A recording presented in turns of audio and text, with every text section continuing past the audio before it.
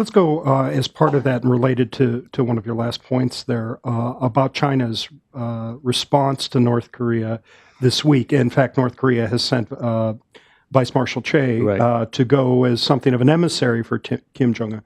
And he's received, if not a polite, a somewhat restrained response.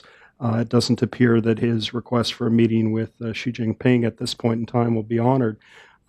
Some analysts have suggested that perhaps North Korea has overstepped, and some Chinese analysts have been very explicit in saying just that.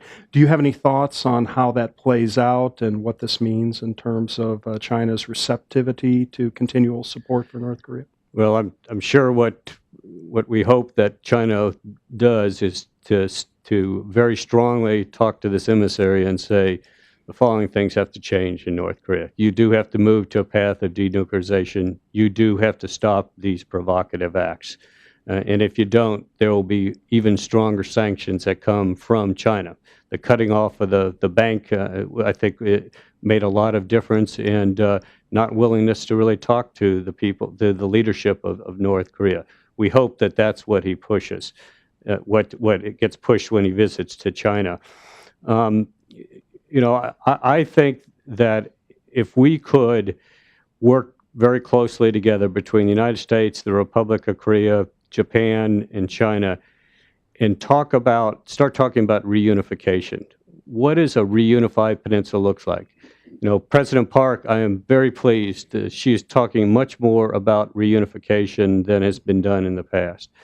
But if we could start a dialogue of, where are U.S. troops going to be on the peninsula? How are refugees taken care of? How are the mineral rights and the property rights of North Korea accounted for? I think we could work together, and China would realize that reunification would not only protect some of their vital national interests, but could enhance their vital national interest. It truly would take a nuclear danger off of their doorstep. It could, if we did it right, much lessen their worry about thousands and thousands of refugees getting into China. But one of the things I've been advocating for is this whole idea of just starting talking about what does an end state of a reunified peninsula look like, in more than just broad terms, but trying to get some specifics. And then I think if we had clearer vision of that, we could work the steps to get to that end state much better than we've been doing in the past.